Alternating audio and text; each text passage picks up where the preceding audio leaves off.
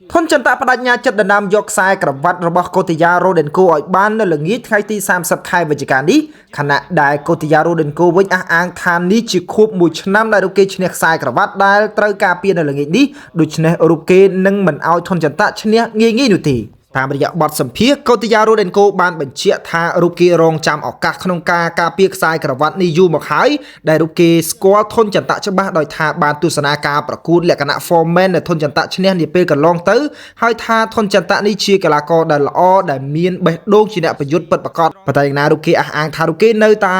ព្យាយាមធ្វើឲ្យបានល្អសម្រាប់ការការពារលើកដំបូងនេះ What is your expectation for tomorrow fight Just come and show the best same all time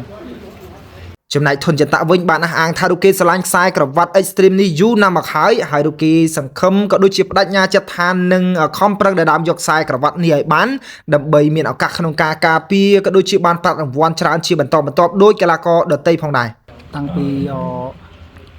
គាត់ទៅដើមមកមុនហ្នឹងគីឡូហ្នឹងសិនចូលលេងសប្បាយចិត្ត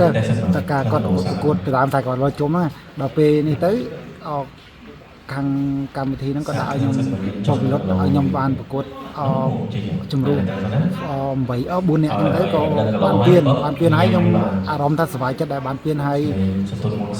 ពេលបានពៀនហើយគោលដៅទៅដើមខ្សែក្រវ៉ាត់ចឹងទៅខ្ញុំបដិញ្ញាចិត្តផឹងវឹកហាត់ខ្លាំងជាងមុនហ្មងដើម្បីទៅដើមខ្សែក្រវ៉ាត់ព្រោះអី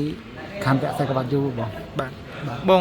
សម្រាប់ខ្សែក្រវ៉ាត់ Extreme នេះឃើញកីឡាករជាច្រើនបានហើយអ្នកខ្លះទៀតក៏អត់ទាន់បានហើយសិតតាអះអាងថាសិតតាចង់បានចុះសម្រាប់បងវិញតើស្រឡាញ់ខ្សែក្រវ៉ាត់មួយនេះមិនដែរស្រឡាញ់បងវិសាខ្សែក្រវ៉ាត់ហ្នឹងតើបានហើយអត់មានទុកទេដដើមវល់ជុំរហូត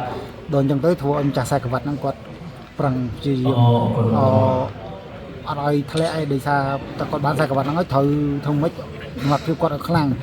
ព្រោះសបោអ្នកទៅដើមមកទៅដើមដូចជាខ្ញុំមកទៅដើមគាត់ចឹងទៅហើយកីឡាករផ្សេងចឹងទៅគេមកទៅដើមហ្នឹងយើងត្រូវការខ្លាំងការពារខ្សែក្រវ៉ាត់យើងតែយើងអត់ខ្លាំងគេទៅដើមយើងបាន